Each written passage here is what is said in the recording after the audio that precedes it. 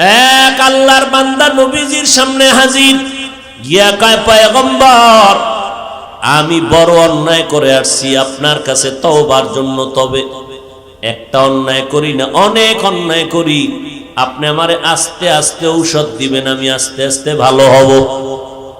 কয়, তুই কি অন্যায় করো? কয়, এক, আমি মিথ্যা কথা বলি, দুই, আমি জেনা করি, তিন, মদ পান করি, চার, আমি চুরি করি। কি করি? লোকটা সরল মনে গেছে ভালো অর্জন।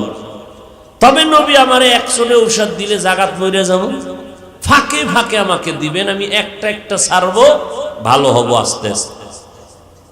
আজকে একটা দেন, এটার থেকে বাঁচার চেষ্টা করব। তো চোরাই মনে মনে করছে যে নবী বলবে চুরি করা বাদ দে। নবী কয়, না, মিথ্যা কথা বন্ধ করো। চোরাই কয়, চুরিটা বন্ধ করতে কইল না, তাহলে আজকে চুরি তো করা যাবে, যেহেতু আস্তে আস্তে মিথ্যা ছাড়ব। নবী আমাকে চুরি বন্ধ করতে বলেন নাই, নবী বলছেন মিথ্যা বলা যাবে না, তবে আজকের চুরি হবে বড় বরকতের চুরি। নবী জানছেন, অতএব আজকে দামি মানুষের বাড়ি যাব চুরি করার জন্য। রাতের অন্ধকার, চুরির নিয়তে ঘর থেকে রাতের আধারে বের হয়ে গেল, রাস্তার মাঝে গিয়া পেরেশান হয়ে গেল। নবী জানে আমি চোর, বাড়িওয়ালা এক যদি মাল না পাইয়া নবীর কাছে গিয়ে আমার মাল নাই, নবী জানে আমি চোর। নবী ডাকবে, কার মাল নিছো? ক। ওয়াদা তো নবীর সামনে দিছি, মিথ্যা বলা যাবে না, সত্যই বলা লাগবে না। নবীর সামনে দ্বিতীয়বার হাতে নাতে চোর হিসাবে দাঁড়াইতে চাই না। চোরায় চুরির বাড়ির থেকে রাস্তা বন্ধ করে নিজের ঘরে রওনা, না চুরি করে নবীর দরবারে যেতে চাই না। ঘরের মধ্যে গিয়া মদের বোতল নিল, মদ পান করবেন, চিন্তায় পড়ে গেল।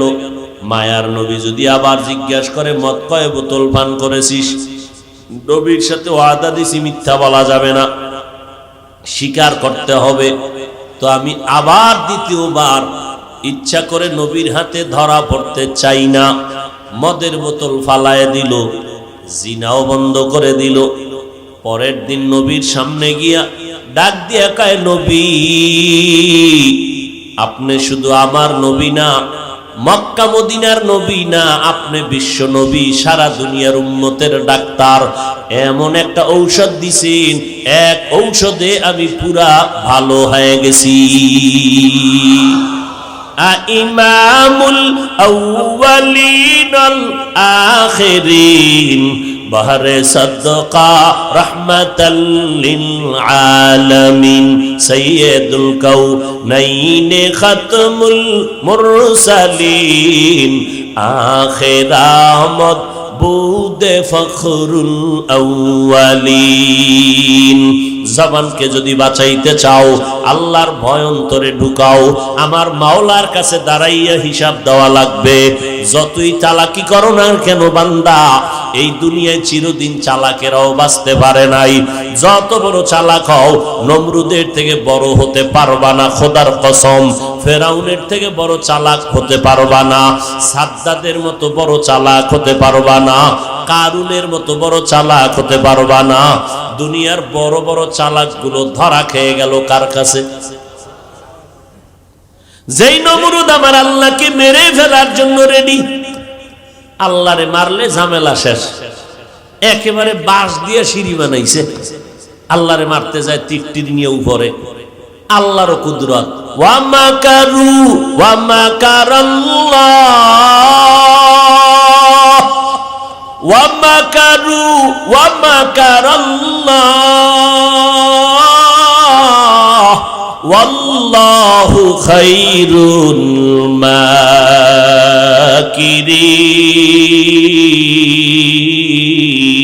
মাকিরিন। তুই কয় নাম্বারের চালাক? তোরে বানাইছে কে? তুই মাওলার সাথে চালাকি করবি? নমরুদ উপরে গিয়া যখন তীর মারলো, একটা উড়ন্ত প্রাণীর গায়ে লাগছে, তো রক্ত লাগছে তীরের মাথায়। রক্তটারে নিয়ে নিচে একা দেখ মাইরে লাইছে, এই রক্ত কারে মারছে? আল্লাহরে মারছে। এই বেঈমানের আল্লাহ ধ্বংস করার জন্য একজনও ফেরেশতা পাঠাইছেনি। একটা অসুস্থ মশা, সাথে জুতা মোবারক। অসুস্থ মশা, এক পাও নাই, মাথার জায়গায় গিয়া খালি মিসকল, মাথা গরম হয়ে যায়। এত হালুয়া খাইলো, ডাক্তার দেখাইলো, কোনোটাই মাথা ঠান্ডা হয় না। হঠাৎ করে জুতার সাথে মোলাকাত, মাথার সাথে যখন লাগলো বাড়ি, মাথাটা জায়গা হিমেল হয়ে গেল। নমরুদকে এত ঔষধ খাইলাম, কিন্তু পায়ের জুতার ভিতরে এত বরকত আগে জানি না, মাথার লাগে বান্ধা দে। এবার বাড়ি দেয়, মাথা ঠান্ডা। কয় যে বাড়ি কে দিবে? কয় টাকা দিয়া কর্মচারী রাখ। কর্মচারীর কাজ হইল শুধু জুতার বাড়ি দেওয়া। কর্মচারীর ডাক দিয়া কয়, কর্মচারী জানুনি তোর চাকরি কি? কি জাহাপনা কয়, তুই শুধু জুতার বাড়ি মারবি ফাঁকে ফাঁকে। তবে শোন, যত জোরে বাড়ি মারবি তোর বেতন তত বাড়ায় দিন। গুলশানে জুমা পড়াই, ওখানে এক বড় লোক আছে। ওই বড় লোকের 8 জন খাদেম আছে, যুবক। ওগোই পুরা মাস খেদমত করবে কুত্তা পালনের। 8 জন যুবক বা পুরা বছরটা কুত্তার খেদমত করে। এই মাসের বেতন নেয় কুত্তার খেদমত কইরা গুলশান এলাকায়। কারণ পৃথিবীতে মালিকের গোলামির ক্ষেত্রে কুকুরের থেকে আর ভালো কোনো প্রাণী নাই। খায় লাতি, কিন্তু আজীবন মালিকের জন্য প্রাণ দিয়ে দেয়। আজ পর্যন্ত কুকুর কোন মালিকের সাথে বেদবি করছে? কামড় দিছে? নতুন মেহমান বাড়িতে ঢুকছে, কুকুর আওয়াজ দিছে, মালিক এই আমার মেহমান। কুকুর আসতে মাথা নত করে দিছে। এজন্য দেখেন না এখন নিরাপত্তার জন্য কুত্তা কিনে আনে, কারণ মানুষের উপরে তো বিশ্বাস নাই। বডিগার্ড বডির উপরে মাইরা দিলে উভয় কি? এজন্য কুত্তা আনছে, কারণ কুত্তা বেঈমানি করবে না। আসলেই কুকুর বেঈমানি করে না। আজও পর্যন্ত কোনো মালিকরে কামড়ায় নাই, বরং মালিককে বাঁচাইতে গিয়ে কুত্তা নিজের জীবন দিয়ে দিছে। এই প্রমাণ এই সোনার বাংলায় হয়েছে, পত্রিকায় পর্যন্ত খবর আসছে। এই জন্য আল্লাহ কোরআন শরীফে সূরা আরাফে বলছে, অধিকাংশ মানুষগুলো জাহান্নামে যাবে, কারণ এরা পশুর থেকেও খারাপ। একটা কুকুর মালিকের থেকে কিচ্ছু পায় না, মালিকের জন্য জীবন দেয়। আর আমরা মালিকের থেকে সব পাইছি, বিন্দু থেকে বিন্দু দিতে রাজি না।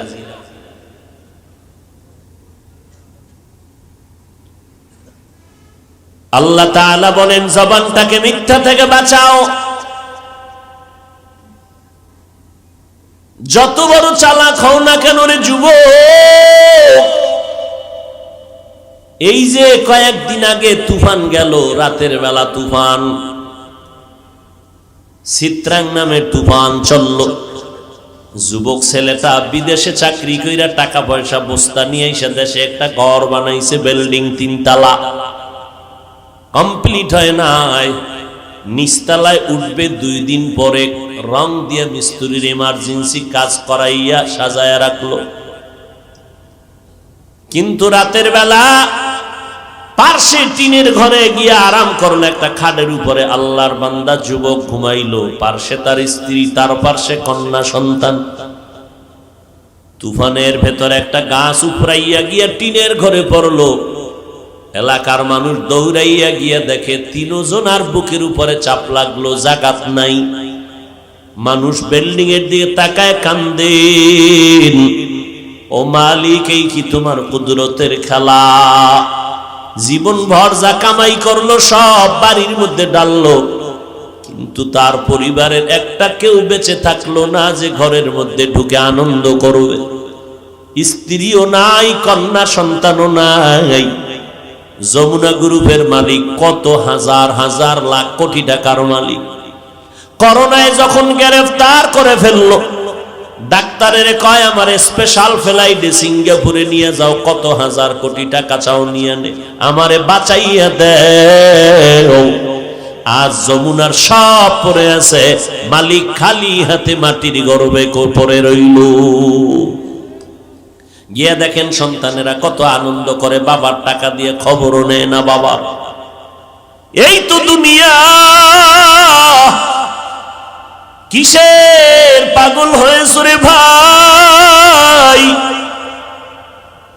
তুমি আজ একটা মানুষ, তুমি মুসলমান, তুমি আমার নবীর উম্মত। স্কুলে পড়িয়া কলেজে পড়িয়াও নজর করে দেখো, আমগো মতো হুজুর না কোনোদিন মাদ্রাসায় পড়ে নাই, অথচ 5 বেলার নামাজ পড়ে। এই রকম ছাত্র ছাত্রী স্কুল কলেজে যুবকেরা সাক্ষী দাও আছে না নাই? বালিশে মাথা লাগাইয়া একটা মিনিট চিন্তা করবি, তুমি কেন পারো না রে বাবা? ঘুমের মধ্যে যদি আজরাইল এসে হাজির হয়, বল কালকে কবরে কি জবাব দিবি? আমিও তো তোর মতো একটা যুবক, প্যান্ট শার্ট টাই লাগাইয়া দাড়ি কামাইয়া রাস্তায় যদি মাস্তানি করতাম, কেউ আমারে বাধা দিত না। দাড়ির কারণে যৌবন চলে যায়, টুপি দাড়ির কারণে, জামার কারণে শরীর গরম, টুপির কারণে মাথা গরম। আবার কত মানুষ আমগো টুপিওয়ালা বলে গালি দেয়, কওমি মাদ্রাসায় পড়ার কারণে বাজে কথা বলে। এরপরেও কেন টুপি ফালাই না, নামাজ সারি না, বেপরদায় চলি না রে যুবক? একমাত্র কারণ আমার মাওলার কোরআন পড়ে দেখলাম একটা কোনো ভুল নাই রে বাবা। কত বড় বড় বেঈমানেরা ভুল বের করার জন্য অপচেষ্টা করিয়াও বের করতে পারলো না, বরং বহু বড় বড় বেঈমানেরা কালেমা পড়ে মুসলমান হয়ে গেল। ও যুবক, আল্লাহর গোলাম, বালিশে মাথা লাগাইয়া নিজেকে একটা মিনিট প্রশ্ন করিও, ওরে মান, তোমার মতো যুবক আজকে রাস্তায় গাড়ি চালায়, ড্রাইভারি করে, নামাজ বাদ দেয় না, বলো বাবা তুমি কেন পারবা না? তোমার মতো যুবক নদীর মধ্যে মাছ ধরে, নৌকায় নামাজ পড়ে, 1 বেলার নামাজও ছাড়ে না, বলো বাবা তুমি কেন পারো না? তোমার মতো যুবক সন্তান র‍্যাব, আর্মি, পুলিশ, বিডিআরের চাকরি করে, নামাজ বাদ দেয় না, বলো তুমি কেন পারবা না? ময়দানে কৃষি কাজ করে, গামছা বিছাইয়া নামাজ পড়ে, তারপরও নামাজ ছাড়ে না, বলো বাবা তুমি কেন পারবা না? আল্লাহর কি ভয় নাই? আমার নবীর প্রতি কি তোমার মোহাব্বত নাই? নবীর তরিকায় চলতে গেলে তোমার লেখাপড়া বন্ধ হবে না, চাকরিও যাবে না, ব্যবসাও বন্ধ হবে না। এমবিবিএস ডাক্তার হও, ইঞ্জিনিয়ার হও, প্রফেসর হও, তাতে কোনো ইসলামে বাধা নাই। তবে বাবা তুমি নবীর তরিকা মতে নামাজ পড়ো, মা বাবার খেদমত করিয়া দোয়া নাও, ওলামায়ে কেরামের পরামর্শ নিয়ে নিজেকে সুন্দরভাবে মানুষ হিসাবে পরিচয় নিয়ে চলো। তোমার ব্যবহারে যেন আলেম ওলামারা দোয়া করে খুশি হয়, তোমার ব্যবহারে যেন এলাকার কোনো মানুষ কষ্ট না পায়, তোমার ব্যবহারে যেন মা বাবার অন্তরে কষ্ট না যায়। ও যুবক, আমার নবী তো ভবিষ্যৎবাণী করে গেলেন, এই যুবকেরা আমি মুহাম্মদ বড় ইতিম, আমি মুহাম্মদ বাবা বলিয়া ডাকতে পারি নাই, মা হারাইয়া বড় অসহায়, আর আমার থাকার মতো কোনো ঘর নাই, আমার চলার রাস্তায় আমার আপনজনেরা, বংশের লোকেরা কাঁটা দিয়া রাখতো, আমারে ঘুমাইতে দিত না, বারবার আমার ঘরের চারদিকে ওরা অস্ত্র নিয়ে দাঁড়াইতো, আমারে জবাই করবে। তায়েফের ময়দানে আমি মুহাম্মদ মসজিদে বৈশা দোয়া করলে কবুল হয়ে যাইতো, কিন্তু না, আমি নিজে হাঁটিয়া হাঁটিয়া হাঁটিয়া তায়েফে গেছি দাওয়াত নিয়া। তায়েফের টাকাওয়ালারা আমি মুহাম্মদের দিকে ইশারা কইরা তাদের সন্তানের লেলিয়ে দিয়ে বলে, পাথর মার, মক্কার পাগল আসছে, তারাইয়া দাও, পাথর মারিয়া তারাও। ওই সময় আমি মুহাম্মদের গায়ে ওই তায়েফের কাফির ওই বাচ্চাগুলো আমার গায়ে বৃষ্টির মতো পাথর মারলো। আমার মাওলা জিব্রাইলের পাঠায় কয় যাও, আমার নবীর কান্না সইতে পারি না। যেই নবীজির শরীর মোবারকে মশা পড়া হারাম, মাছিও পড়ে না, আমার নবীর শরীরের ঘাম থেকে মিশকের ঘেরান, ওই নবীর শরীরে পাথর যখন মারতে শুরু করলো, ওই বেঈমানের পাথরের আঘাতে রক্ত পড়িয়া নবীর জুতা পর্যন্ত আটকায় গেল। নবীর কাছে জিবরাইল আইসা বলে, নবী অর্ডার করেন তায়েফের বেঈমানের ধ্বংস করে দেই। মায়ার নবী কয়, না ভাই জিবরাইল, আমি বরদোয়া করার জন্য আসি না, এদের মারবা না, ওরা আজ আমাকে চিনে না, যদি চিনতে পারতো আমার গায়ে ওরা পাথর মারতো না। একদিন চিনতে পারলে দিনের উপকার হবে, খেদমত হবে। ওরা যদি জানতো আমি মুহাম্মদ বড় এতিম, আমার মা নাই বাবা নাই, তাহলে আমার প্রতি ওদের দয়া আসতো। ওরা জানে না আমি মুহাম্মদকে। এরে যুবক, আজকে দেখো বাবা, তোমার চোখের সামনে ইহুদি বিধর্মীরা পর্যন্ত আমাদের কোরআনের বিরুদ্ধে, ইসলামের বিরুদ্ধে, আলেমদের বিরুদ্ধে। এরপরও নজর করিয়া দেখো, আমরা কোরআনওয়ালারা, নবীর আদর্শওয়ালারা, এই দুনিয়া এত দুশ্মনের মাঝেও তো আলহামদুলিল্লাহ সম্মান কম নাই। এত বড় মহামারী করোনা গেল, কত ব্যবসায়ী ভাইয়ের ব্যবসা বন্ধ হয়ে গেল, চাকরিজীবীর চাকরি বন্ধ হয়ে গেল, কত যুবকের লেখাপড়া বন্ধ হয়ে গেল, টাকা নাই, বেতন দিতে পারে না। কিন্তু নজর করে তাকায় দেখো রে যুবক, একটা মাদ্রাসা পর্যন্ত বন্ধ হয় নাই। ওলামায়ে কেরাম যদিও কষ্ট করে, তারপরও কারো কাছে ভিক্ষা করে না। রাস্তায় গিয়া কারো কাছে বলেন আমারে টাকা দাও, না খাইয়া মরে যাইতেছি। তোমার চোখের সামনে যদি কোরআনের কারণে, নবীর সুন্নতের আমলের কারণে সম্মান থাকে এখনো, তাহলে কিয়ামতের দিন আমার মাওলার আদালতে কি পরিমাণ সম্মান হতে পারে। ও আল্লাহর বান্দারা, আমার আল্লাহর কোরআন পড়িয়া দেখিয়া কত বিধর্মীরা মুসলমান হয়ে গেল, আর তুমি মুসলমানের ঘরে জন্ম নিলা, আমার নবীর সুন্নাতটারে কেন জবাই করতেছো রে বাবা? তোমার অন্তরে কি একটু ভয় লাগে না? তোমার মতো যুবক আজকে তাকায়া দেখো, ব্যবসা করিয়াও এক বেলার নামাজ বাদ দেয় না। বলো বাবা, তুমি কেন নামাজ পড়তে পারো না? কয়দিন আর বাহাদুরি করবা?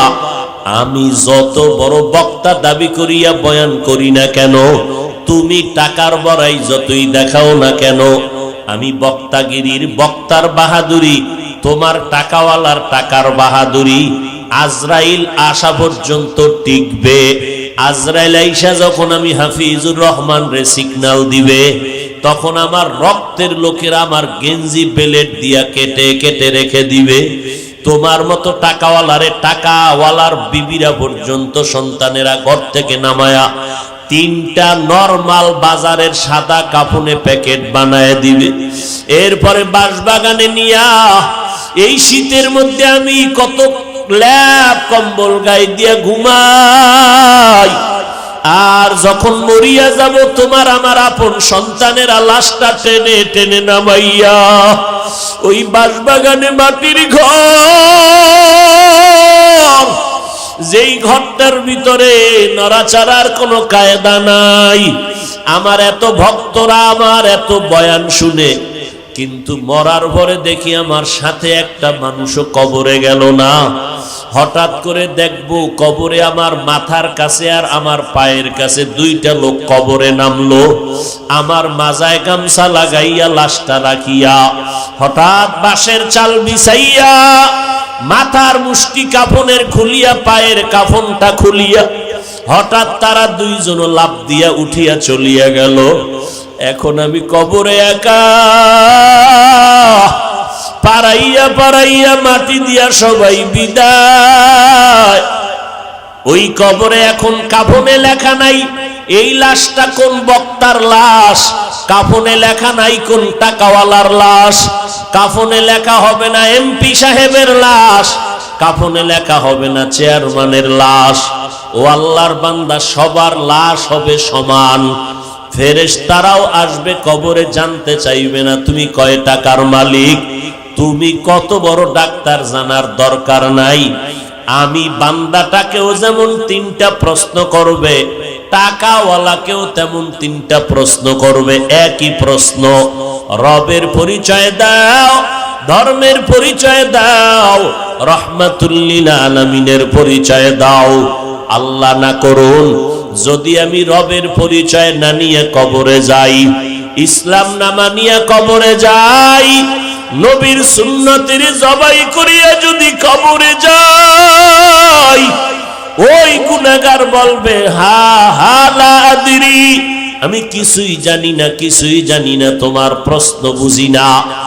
নবী বলেন সাথে সাথে আমার আল্লাহ গায়েবী আওয়াজ দিয়া বলবেন, এ কবরের ফেরেশতা, এই নাফরমানের সাথে আর কথা বলিও না। আমি দুনিয়াতে কম সুযোগ দান করি নাই। আমার দেওয়া সূর্যের আলো, চাঁদের আলো, পানি বাতাস ভোগ করলো, এত বড় নিমক হারাম। আমার দেওয়া গাছের ফল খাইলো, জমিনের ফসল খাইলো, নদীর মাছ খাইলো, একবারও আলহামদুলিল্লাহ বলে নাই। ওলামায়ে কেরাম পায়ে ধরিয়া নামাজের দাওয়াত দিল, এক বেলার নামাজও পড়ে নাই। আর দেরি না করিয়া কবরে জাহান্নামের বিছানাটা দিয়া দাও, জাহান্নামের সাথে রাস্তা বানায় দাও। একটা না, দুইটা না, দিনে 90টা সাপ। নবী বলেন আমার আল্লাহ রাগান্বিত হইয়া কুদরতের আওয়াজ দিয়া বলবেন, এরে কবরের মাটি, এই গুনাহগার নাফরমানকে 2 পার্শ্ব থেকে জোরে জোরে চাপ দাও। কবরের মাটি তোমাকে আমাকে এত জোরে জোরে চাপ দিবে, পাজরের হাড় চুরমার হয়ে যাবে। ও যুবকেরা, ও বৃদ্ধ বাবাজি, ও পর্দার আড়ালের আম্মা জানেরা, একটা মশার কামড় সহ্য করতে পারি না। গুনাহগার হয়ে কবরে গেলে মাটির চাপ কেমনে সহ্য করবা? ও বাবা, এখনো সময় আছে, তওবা করে নাও। মনে মনে চোখ বন্ধ করে আমার মালিকের ডাকো, আর বলতে থাকো, দয়ার মালিক, এই ময়দানে আমার মতো গুনাহগার কেউ নাই। আমার গুনার খবর আমার মা বাবা, স্ত্রী, পরিবারের কেউ জানে না। আল্লাহ যদি জানতো তো আমারে ঘর থেকে তাড়াইয়া দিত। আপনি মালিক জানার পরেও তো রাগ করিয়া তাড়াইয়া দেন নাই, খানাও বন্ধ করেন নাই। আপনার মতো দয়াময় কেউ নাই। আজ আমি তওবার নিয়ত করেছি, ব্যবসা করব, চাকরি করব, লেখাপড়া করব, তবে নামাজ ছাড়ব না, মা বাবারে কষ্ট দিব না, ওলামায়ে কেরামের বিরোধিতা করে গুনাহগার হব না, নবীর তরিকা মেনে চলবো, 5 বেলার নামাজ পড়ব, মা বাবার দোয়া নিয়ে চলবো, নবীর তরিকা মেনে চলবো। এই রকম তওবা করার যদি কারো অন্তরে নিয়ত হয়, তবে শুরুতেই বলেছিলাম 13 বছর নবীরে দেখলো, বয়ান শুনলো, কালেমা পড়লো না, ওই রকম আবু জাহালের মতো শক্ত পাথর অন্তরওয়ালা কিছু মানুষ দুনিয়াতে থাকবে। কোন বয়ানে তাদের দিলটা নরম হবে না। তবে 2-1জনও যদি দিল নরম করে তওবা করে, আল্লাহকে অন্তর দিয়া গোপনে বলে, আল্লাহ আজকে থেকে নামাজ ছাড়বো না, বেপরদায় চলবো না, মা বাবারে কষ্ট দিব না, ওই 1-2 জনের বিনিময়ে আমাদের সফলতার দরজা খুলে যাবে। অতএব যাদের অন্তর নরম, তওবার নিয়ত আছে, চাকরি থাকার যাক, মরিয়া গেল, আর নবীর তরিকার বাইরে চলবো না। হায়াতের মালিক আল্লাহ, ইজ্জতের মালিক আল্লাহ, রিজিকের মালিক আল্লাহ। মা বাবার দোয়া নিয়ে চলবো, নবীর তরিকায় চলবো, আল্লাহর মোহাব্বত নিয়ে চলবো। আল্লাহর মোহাব্বত নিয়ে চলার চিন্তা যদি কারো অন্তরে হয়, অন্তরে তওবার নিয়ত করে আমার আল্লাহকে মনে মনে বলো, আল্লাহ আপনি আমাকে মাফ করিয়া দেন। কোন দিন মরণ হবে জানা নাই। কই আমার জীবনে কত খেলার মাঠে বন্ধু ছিল, আজ অনেকেই নাই। লেখাপড়ার মাঠে কত আপনজন বন্ধু ছিল, আজ অনেকেই চলে গেল। আল্লাহ আজকে থেকেই তওবার নিয়ত করলাম, আর নামাজ ছাড়বো না, বেপরদায় চলবো না। ও আল্লাহ, তাকায় দেখেন এই ময়দানে কারা তওবার নিয়ত করতেছে। আপনি তো অন্তরের খবর পর্যন্ত জানেন। আয় আল্লাহ, আমাদের তওবা কবুল করে নেন, তওবাওয়ালা জিন্দেগি দান করেন। মরণ পর্যন্ত তওবার উপরে নবীর তরিকা নিয়া, মা বাবার দোয়া নিয়া, ওলামায়ে কেরামের পরামর্শ নিয়া নেক আমল করিয়া চলার তৌফিক দান করেন, আমিন। আলহামদুলিল্লাহি রাব্বিল আলামিন, ওয়াসসালাতু ওয়াসসালামু আলা সাইয়্যিদিল আমবিয়াই ওয়াল মুরসালিন ওয়া আলা আলিহি ওয়া আসহাবিহি আজমাইন। ইয়া আরহামার রাহিমিন, ইয়া আরহামার রাহিমিন, ইয়া আরহামার রাহিমিন। রব্বিরহামহুমা কামা রব্বায়ানি সগীরা। আল্লাহুম্মা ইন্না নাউযু বিকা মিনাল বারাসি ওয়াল জুনুনি ওয়াল জুযামি ওয়া সাইয়্যিল আসকাম। আল্লাহুম্মা ইন্না নাসআলুকা রিযাকা ওয়াল জান্নাহ ওয়া নাউযু বিকা মিন সাখাতিকা ওয়ান নার। ও দয়ার মালিক, গুনার বোঝা নিয়ে আপনার দরওয়াজায় হাজির হয়েছি। দুনিয়াতে যেদিন আসছিলাম কত পবিত্র মা বাবা কত আদর করেছিলেন। আজকে সেই জীবনটা শয়তানের ধোকায় পড়ে গুনাহ করে নাপাক করে ফেলেছি। গুনার দিকে তাকায় দেখি গুনার কারণে আজ আমার হাত নাপাক, জিহ্বা নাপাক, অন্তর নাপাক। গুনার কারণে আমার চোখ নাপাক। আজ তওবার নিয়ত করেছি, আল্লাহ আর গুনাহ করব না। শয়তানের ধোকায় নামাজ ছেড়েছি, আর নামাজ ছাড়ব না রে আল্লাহ। ইয়া আইয়ুহাল্লাযীনা আমানুত্তাকুল্লাহ ওয়া কুলু কওলান সাদীদা يصلح لكم أعمالكم ويغفر لكم ذنوبكم ومن يطع الله ورسوله فقد فاز فوزا عظيما.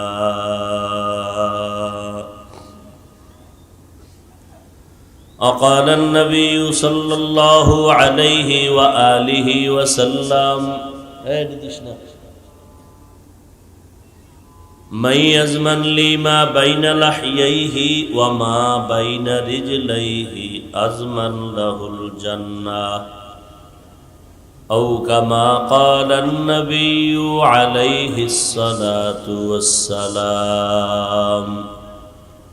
صدق الله مولانا العظيم وصدق رسوله النبي الأمي الكريم ونحن على ذلك من الشاهدين والشاكرين والذاكرين والحمد لله رب العالمين. سبحانك لا علم لنا إلا ما علمتنا إنك أنت العليم الحكيم. رب اشرح لي صدري ويسر لي أمري واحلل عقدة من لساني يفقه قولي.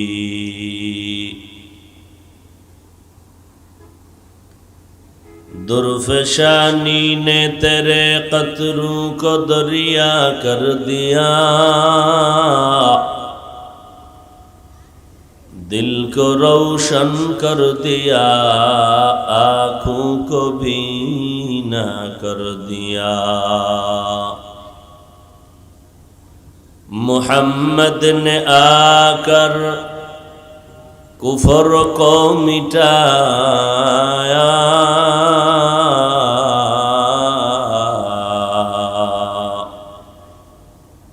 कुफर को मिटाकर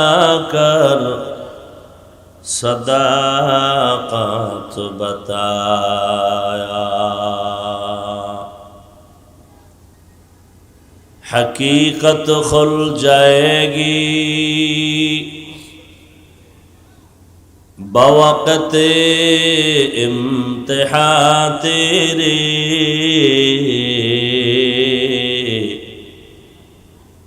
कि सुस्ती में या मेहनत में गुजारी जिंदगी तूने।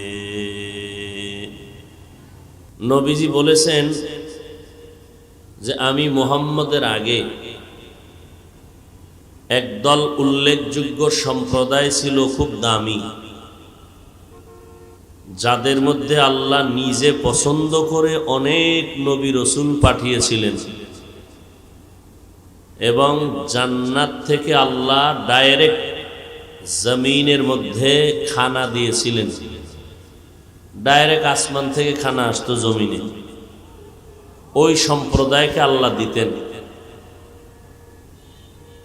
কিন্তু আল্লাহর এত নিয়ামত পাইয়া এই সম্প্রদায় আল্লাহর সাথে যথেষ্ট পরিমাণ নিমক হারামি তথা গাদ্দারি করল,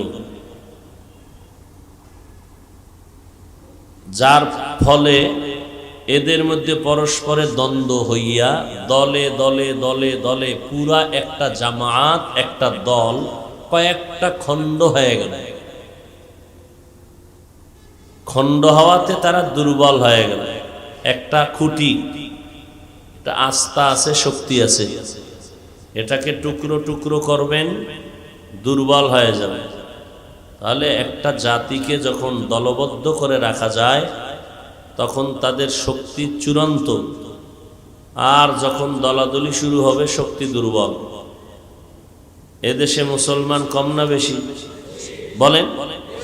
মাদ্রাসা, মসজিদ, পীর সাহেবদের আবির্ভাব, বক্তা, ওয়াজ মাহফিল বেশি, তাবলিগ, কওমি মাদ্রাসা বেশি, বেনামাজি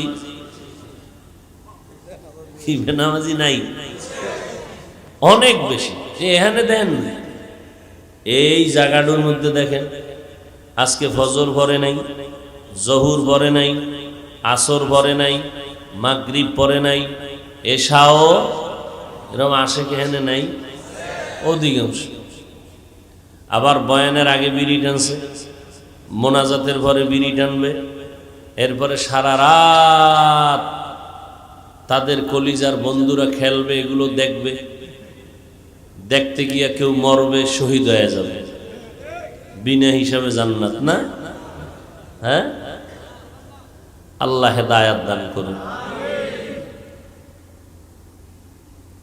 পাগলেও তো নিজের ভালো বুঝে, আমরা পাগলের চেয়েও খারাপ হয়ে গেছে।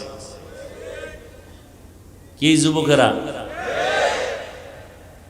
আওয়ামী লীগ করলে, বিএমপি করলে একটা কিছু পাওয়া যায়, পাওয়া যায় না? হুজুরগোর সাথে থাকলেও কিছু, কি দুনিয়া না পাইলেও আখেরাতে কিছু। আর আওয়ামী লীগ বিএমপির সাথে থাকলে আখেরাত পাই না পাই, দুনিয়া পাওয়া যাবেই। কিন্তু আর্জেন্টিনা ব্রাজিলের গোলামি করলে কি পাইবা?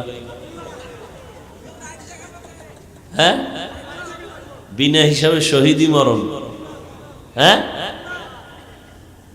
মরার আগে যে খালি জিকির করছে আর্জেন্টিনা ব্রাজিল, মরণের আগের কালেমা আর্জেন্টিনা ব্রাজিল, এই কালেমা পড়তে পড়তে যখন মরণ হইছে, এখন এর বাফে যদি কয় হুজুর একটু দোয়া করেন, কি দোয়া করবো?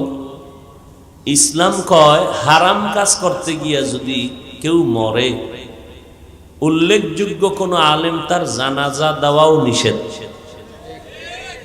একটা মদ পান করতে করতে মরে গেছে, উল্লেখযোগ্য আলেম তার জানাজা দিবে না।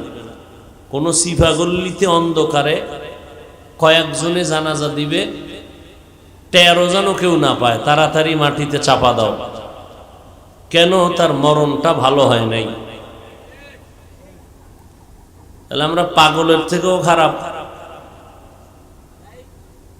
এরপরে রাতের বেলা গোল কইয়া যে চিৎকার দিছে, এই চিল্লানিতে ঘরের ঘুমের বাচ্চা যে লাফ দিয়ে উঠছে, মা ভয় পাইছে, মুরব্বীরা ভয় পাইছে। এই অভিশাপের শাস্তি, এই যে অভিশাপ দিছে ওই ঘরে বইয়া বইয়া মায় বুড়ারা, এই অভিশাপ তো কপালে লাগছে, এর শাস্তি তুমি কেমনে নিবা?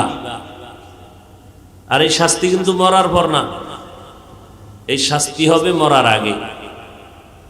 এই কথাটা লিখে রাখো। মানুষের চোখের পানির বরদোয়া, এটা শাস্তি মরার আগেই।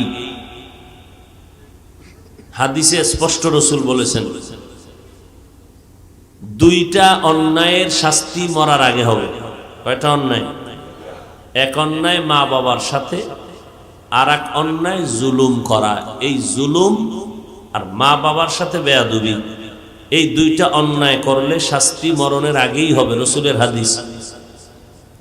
জুলুম তিন প্রকার: আল্লাহর সাথে জুলুম করা, নিজের সাথে জুলুম করা, অন্য মাখলুকতের সাথে জুলুম করা। জুলুম মানে তার অধিকার নষ্ট করা। এক আল্লাহর বান্দি, নারী না পুরুষ, বহু আমল করেছেন, ভালো ভালো আমল। এক কথায় বলতে গেলে সে জীবনে কোনো অন্যায়, শেষ জীবনে একটা ভুল করলো। কি? একটা বিড়ালকে ঘরে এনে খাঁচায় বেঁধে রাখলো। খাঁচায় বেঁধে রাখার পরে না নিজে খানা দিল, না অন্যের ঘরে যাওয়ার সুযোগ দিল। বিড়ালটা না খেয়ে ধুকে ধুকে মরে গেল। নবীজি সাহাবায়ে কেরামদেরকে বললেন, ও সাহাবায়ে কেরাম, এই মহিলা জীবনভর এত আমল করলো, কিন্তু জীবনের শেষ বিড়ালের সাথে জুলুম করার কারণে গায়েবী আওয়াজ আসলো, এই নারীর জীবনের সব আমল বরবাদ। এই জন্য জুলুম বড় কঠিন। একটা শিশু বাচ্চা তোমার ঘরেও থাকতে পারে। তোমার বাচ্চাটা যদি ঘুমের মধ্যে কেউ ভয় দেখায়, তুমি তো তারে পাড়াইয়া মাইরা ফেলাবা। এরপরে যারা রাস্তা আটকাইয়া খেলা চায়, আমি গাড়ি নিয়ে যাইতেছে, রাস্তা বন্ধ করছো কেন? খায় আব্বাই বানাইছে তো রাস্তা। তুমি 13 কিলোমিটার গইরা বাসায় যাও, নাইলে রাস্তায় হইরা মইরা থাকো, আমাদের খেলা চলবে। এই যে মানবাধিকার লঙ্ঘন করলা, ইসলাম তো নিষেধ। এই যে আমরা ওয়াজ লই, ঢাকার শহরে মাঠ নাই, রাস্তায় আমি বললাম না, হবে না, যাও। রাস্তায় কোনো ওয়াজ হবে না। মানুষের চলাচলের পথকে আটকাইয়া কোনো কাজ করা ইসলাম সমর্থন করে না। যাই হোক, বলার দায়িত্ব আমার, মানার দায়িত্ব আপনাদের। হেদায়েতের মালিক কে? আরো জোরে বলেন, আল্লাহ। বয়ান করলেই যে হেদায়েত হবে এই গ্যারান্টি কোনো বক্তা দিতে পারবে? ওরে আমার রসুল দিতে পারেন নাই। 13 বছর বয়ান শুনলো, নবীকে তাকাইয়া দেখলো, যেই নবীরে তাকাইয়া দেখলে 7 দিনের ক্ষুধা থাকে না, এমন মায়ার নবী আমার, বরকতের নবী। আম্মাজান আয়েশা বলেন, অন্ধকার বাতির তেল নাই, স্বর্ণমুখী সুই সেলাইয়ের কাজে ছিলাম, সুই পড়ে গেল, বসে রইলাম, সুই পাই না, অন্ধকার, তেলও শেষ। নবী আসলেন, রসুলের চেহারার আলোতে সুই খুঁজে পাইলাম মাটিতে। সেই নবীকে দেখলো কয় বছর? 13। বয়ান শুনলো, এরপরও কালেমা পড়লো না, হেদায়াত পাইল না। কে? আবু জাহাল। আবু জাহাল। এরপরে নবী কত চেষ্টা করছেন, আল্লাহ স্পষ্ট বললেন হবে না। আমি মাওলায় চাইলে হবে, আপনি চাইলে? ইন্নাকা লা তাহদি মান আহবাবতা ওয়ালাকিন্নাল্লাহা ইয়াহদি মান ইয়াশা। আপনি যাকে মোহাব্বত করবেন হেদায়েতের মালা গলায় পরাইতে পারবেন না, হ্যাঁ আমি আল্লাহ চাইলে পারবেন। হেদায়েতের মালিক আমি আল্লাহ, আমি চাইলে কাউকে হেদায়াত দান করব, চাইলে কাউকে হেদায়াত দিব না, এটা আমার ইখতিয়ার। এই রকম আমার হাতে রেখেছি রিজিকের ক্ষমতা। দুনিয়ার কোন মানুষের হাতে আমি রিজিকের ক্ষমতা দেই নাই। পরিপূর্ণ রিজিকের মালিক আমার আল্লাহ, রিজিকের পরিপূর্ণ মালিক। এই চাবিটা যদি মানুষের হাতে দিত তাহলে বুঝেন আমাকে হুজুর গো কবে মাইরা লাইতো আগেই কি। কিন্তু আমগো টাকা নাই, বাড়ি নাই, গাড়ি নাই, অস্ত্র নাই, এরপরও জ্বালা হুজুর গনিয়া মুসলমানের ভয় পায়। অথচ আমরা সবাই ফকির, আমাদের টাকা পয়সা কম, গাড়ি বাড়ি কম, দক্ষতা কম, যোগ্যতা কম। এর পরেও কেন আমাদেরকে টাকাওয়ালারা, অস্ত্রওয়ালারা ভয় পায়? পিছনে পিছনে সব সাইজ করে লাইব। ইমাম সাহেব ভালো না, এই ইমামের এই দোষ সেই দোষ, জোরে কথা কয়, আস্তে কথা কয়, কেরাত লম্বা লয়, চায়ের দোকানে বয়া পুরা ফজর থেকে শুরু।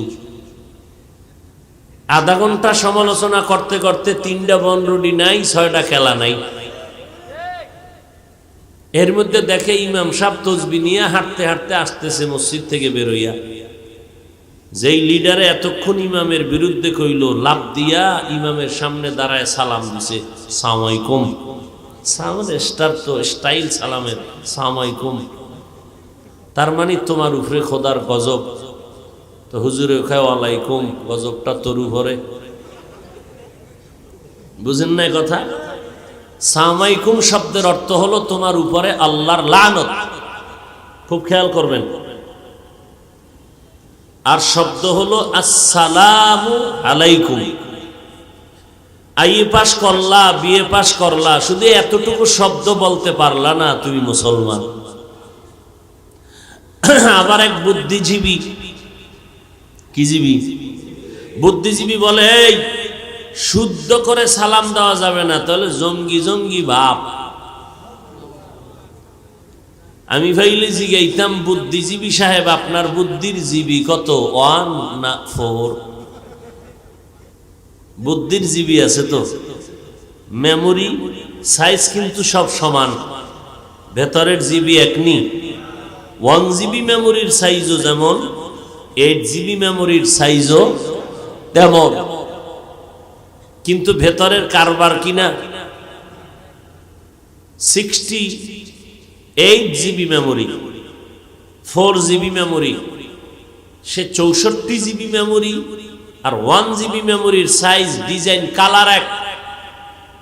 এখন এই 1 জিবি ওয়ালায় যদি কয়, এই 64 ওয়ালারে তোর সাইজ আর আমার সাইজ এক, অতএব তোর মধ্যে যেই বুদ্ধি আছে আমার মধ্যেও আছে। এবার কয় যদি আছে তো ঢুকা। 1 জিবির ভিতরে যদি 64 ধাক্কা দেয়, কম্পিউটার হ্যাং, মেমোরিও হ্যাং। আল্লাহ সব মাথা সমান বানাইছেন, আমার মাথার সাইজটাও যেই সমান, আপনারটাও কি একটু যদি ছোট হয় এটাও সমাজে দোষ, একটু মাথা বড় হইল দোষ। তাহলে আমাদের সব মাথার সাইজ সমান, ভেতরের জিবি এক নয়। কারো 1 জিবি, কারো 2 জিবি, কারো বুদ্ধি 4 জিবি, কোন মানুষ আছে ওর জিবিই নাই। কারণ যেই তালে বিড়ি টানে জিবি থাকে কিভাবে? গাঞ্জা খাইয়া চেহারাটারে হলুমান বানায় লেছে।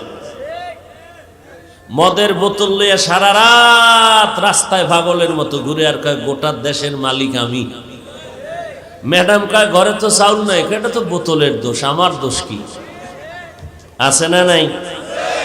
সারা রাত মদ নিয়া পাগলের মতো রাস্তায় পড়ে থাকে। দিনের বেলা একটু মানুষের মতো পরিচয় দেয়, রাতের বেলা পশুর থেকেও খারাপ হয়ে যায়, পশুর থেকেও খারাপ, নেশাগ্রস্ত হইয়া আল্লাহ হেদায়াত দান করুন। হ্যাঁ, কি কথা বলতেছিলাম? আল্লাহ পাক রব্বুল আলামিন জান্নাত দিবেন শুধু মুমিনকে, কোনো বেঈমানকে নয়। আবার মুমিনেরাও যে জান্নাত পাবে তাও খবর নিয়ে এরপরে জান্নাতে যেতে হবে, সোজা যেতে পারবে না। ওই যে বলতেছিলাম, কেন? নবী বলেন আমার আগের সেই সম্প্রদায় আসমান থেকে ডাইরেক্ট খানা পাইয়াও আল্লাহর সাথে গাদ্দারি করেছে। এদের মধ্যে দলে দলে দ্বন্দ্ব করিয়া দলে দলে বিভক্ত হইয়া ৭২ দল হয়ে গেল। কিন্তু আমি মুহাম্মদ বড় ভয় পাই, আমার উম্মতের মধ্যে দ্বন্দ্ব এমন পর্যায়ে যাবে যে তাদের দল আরো একটা বেড়ে যাবে। কয় দল হইব টোটাল? ৭৩। এই ৭৩ দলের ভেতরে মাত্র এক দল জান্নাতে যাবে আর বাকি ৭২ দল জাহান্নামে যাবে। নবী বলেন ওই যে ৭২ দল জাহান্নামে যাবে, এরা হিন্দু না, বৌদ্ধ না, ইহুদি না, খ্রিস্টান না। এই ৭২ দল জাহান্নামী সব হবে মুমিন মুসলমান। আবার এক দল জান্নাতি, তারাও হবে মুমিন মুসলমান। ৭২ দল মুমিন মুসলমান জাহান্নামে কেন যাবে? এদের মধ্যে লেবাস পোশাক সুরাত ঠিক থাকবে, কিন্তু আকীদার ভেজাল হবে। এদের মধ্যে দ্বীন ইসলাম নিয়ে ভেদাভেদ শুরু হয়ে যাবে। দাবি করে আমি মাওলানা, দাবি করে আমি মদিনার উম্মত, কিন্তু ওয়াজের স্টেজে বৈশা মাওলানা কয়। নবীরা ভুল করেছিলেন, আল্লাহ নবীদের দিয়া ভুল করাইছেন।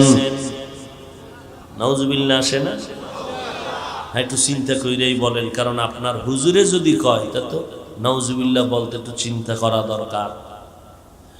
এক মাওলানা সাহেব ইসলামের ব্যানার লাগাইয়া এই সোনার বাংলায় তাজা খবর, মাওলানা আমার মতো লঙ্গিওয়ালা না, বড় টাইটেলওয়ালা মাওলানা, মুসলমানের সামনে বলে কয় কোরআন শরীফের ভেতরে জাল আছে। বলে কেমন জাল? বলে হাদিসের থেকেও বেশি জাল। এবার বুঝেননি দল কেমনে ভাগ হইতেছে? এক মাওলানা বলে নবীর সাহাবী ওমরে ফারুক হলো একটা ভণ্ড বেদাতি। এখন বলেন তো কি করা যায়? ওই হুজুরের লগে তাল মিলান যায়নি? বলেন, ওই হুজুরের দল থাকলে ওই দলে যাওয়া যায়নি? না। যেই মাওলানা কোরআনের মধ্যে ভেজাল আছে বলার কারণে তিনি ভণ্ড, যারা চুপ থাইকা বলবা তার ভক্ত, কোনো প্রতিবাদ করবা না, তুমি চুপ থাকার কাণ্ড। এজন্য নবী বললেন আমার উম্মতের মধ্যে ৭৩ দল হবে, মাত্র এক দল জান্নাতে যাবে, বাকি ৭২ দল জাহান্নামী।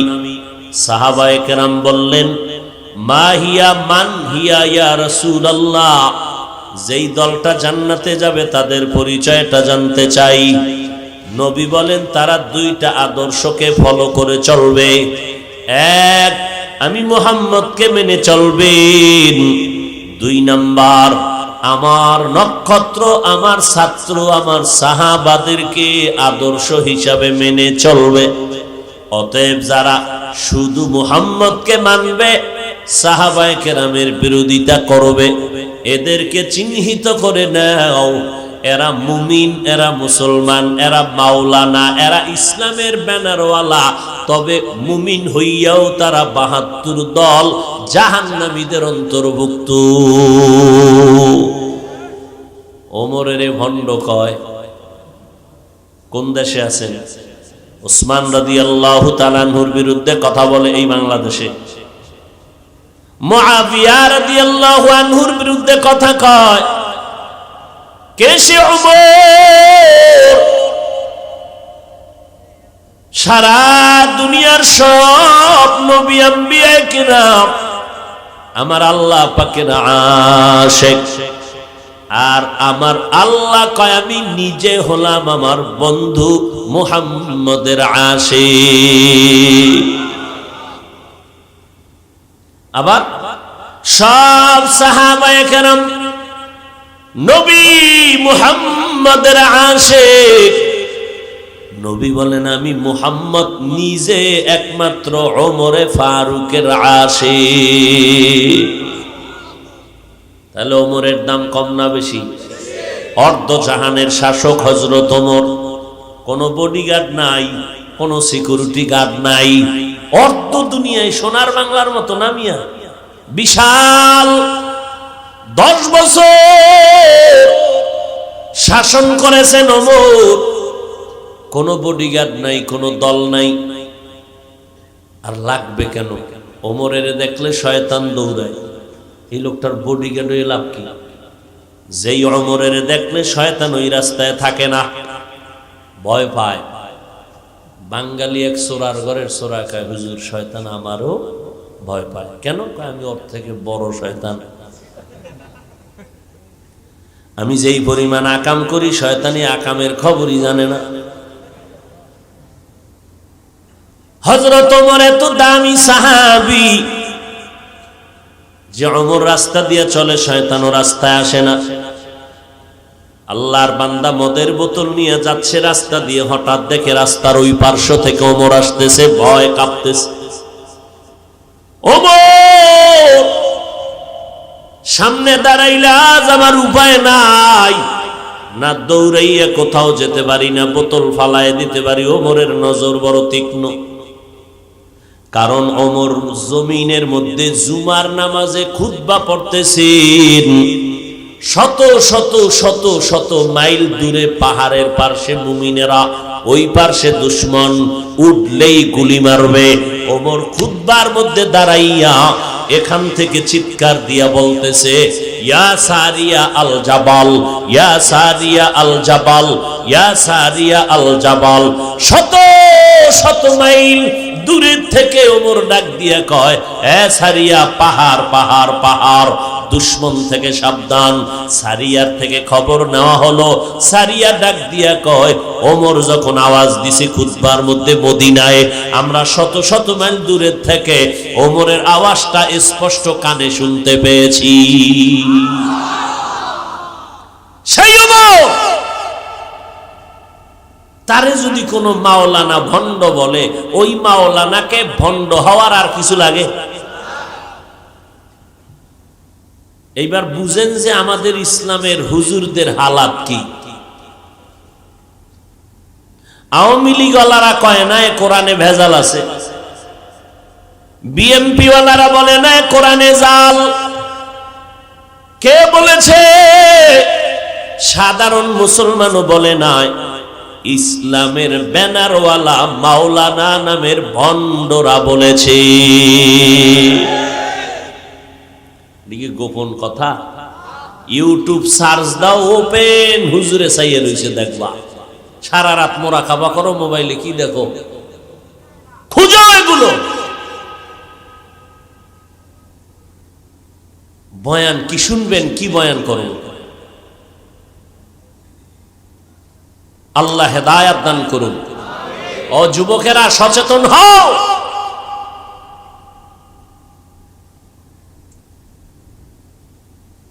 আল্লাহ তাআলা মুমিনকে জান্নাত দিবেন, আর কাউকে দিবেন না। এই জন্য আল্লাহ মুমিনের বলেন, দুইটা আদেশ দিলাম। আল্লাহকে ভয় করো, জবানটাকে তোমরা কন্ট্রোল করো। কোন পদ্ধতিতে কন্ট্রোল করবা? আল্লাহ বলেন কারো পদ্ধতি মানা যাবে না, একমাত্র আমি আল্লাহর অনুসরণ করবা, আমার বন্ধু মুহাম্মদের অনুসরণ করবা, আর কারো অনুসরণ চলবে না। গোলামি কার? আদর্শ মানব মদিনাওয়ালা নবীর। এই নবীর আশিক উম্মতের দল, দুইটা আদেশ মানো, এক আল্লাহকে ভয় করো, দ্বিতীয় জবানটাকে হেফাজত করো। আল্লাহ পাক জবানের কথা কেন বললেন? কয় পুরা বডির মধ্যে জিহ্বা হলো মারাত্মক একটা অস্ত্রের নাম। পুরা বডির ভিতরে কেমন অস্ত্র? কয় জিহ্বা এমন এক অস্ত্র, ডানে টান দিলে কেটে যায়, বেলেটের মতো, বামে ঘুরাইলে কাটে। জিহ্বা অস্ত্র মারাত্মক। হাত অন্যায় করে রশি দিয়া বেঁধে নাও, হাত কন্ট্রোল হয়ে গেল। পা অন্যায় করে পা বেঁধে নাও, কন্ট্রোল হয়ে গেল। কান গুনার কথা শুনে, অন্যায়ের কথা শুনে কানে তুলা লাগাও, কন্ট্রোল হয়ে গেল। ও বান্দা, তোমার চোখ অন্যায় জিনিস দেখে, পট্টি লাগায় দাও, বান্টিস করে দাও, চোখ কন্ট্রোল হয়ে গেল। জবানটায় অন্যায় করলে বলইডারে রশি দিয়া বাঁধা যাবে নি, কষ্টেপ লাগানো যাবে নি, কোনো পট্টি বাঁধা যাবে নি, কিছুই করা যায় না। এই জিহ্বাটা কেমনে কন্ট্রোল করবারে বাবা? এই জিহ্বা কেমন মারাত্মক! জিহ্বাটা ডান দিকে নাড়াইয়া যদি কয় তুই মুক্তি পেয়েছো, আসামি ফাঁসির মঞ্চ থেকে ঘরে যাবে হাসতে হাসতে। আবার এই জিহ্বা, আর কিছু না, এই জিহ্বাটাই যদি ঘুরাইয়া কয় এরে ধর, নিরপরাধ বান্দাও ফাঁসির মঞ্চে হাজির হতে বাধ্য। জিহ্বার পাওয়ার কি দেখছেন? মানুষ বলে মানুষের মুখে জয়, মুখেই ক্ষয়। এই জিহ্বা দিয়া নাড়াইয়া যদি অপরিচিত একটা মেয়েকে ডেকে বলেন কবুল, সাথে সাথে আপনার জীবন সঙ্গিনী হয়ে গেল। আবার কলিজার আপন সঙ্গিনীরে যদি এই জিহ্বাটা নাড়া এখন তালাক, সাথে সাথে বাবার বাড়ি চলে যেতে বাধ্য। জিহ্বার পাওয়ার কি? এই জিহ্বা দ্বারা কারো গুণগান করবেন, হাদিয়া নিয়া হাজির। এত গুণগান গাইছো, এই গুণগান জমিনে কেউ গায় নাই। আবার এই জিহ্বা দ্বারা কারো বদনাম বলবেন, গালি দিবেন, কলিজা দিয়া বান্দা বরদোয়া করবে। এই জিহ্বার কথায় মানুষ খুশি হইয়া হাদিয়া দেয়। আবার এই জিহ্বার একটা কথার আওয়াজে মানুষ বেজার হইয়া বন্ধুত্ব নষ্ট করে দেয়। এত মারাত্মক অস্ত্র এই জিহ্বাটা। হাত অন্যায় করলে কন্ট্রোল করা যায়, কিন্তু জিহ্বা অন্যায় করলে কেমনে কন্ট্রোল করি না। কষ্টে লাগানো যাবে না, বাধা যাবে না, কোনো সেলাই করা যাবে। আল্লাহ কয় এই জিহ্বাটা কন্ট্রোল করার একটা মেডিসিন আমি মাওলায় দিছি, এটা ব্যবহার কর, না হয় জিহ্বা কন্ট্রোল হবে না। আমি মাওলার দেওয়া মেডিসিনের নাম হলো তাকওয়া। তাকওয়া মানে আল্লাহর ভয়। কার ভয়? हर के दारत खौफे हक दर दिल मदागम जन्नतुल मअवा देहत उरा मकाम जुज़बा हक़ची ज़े मखाज़ इंसुजा फज़ले उआ मस्ते दर जुमला जहां। এদিকে মানুষজন নাই, এদিকে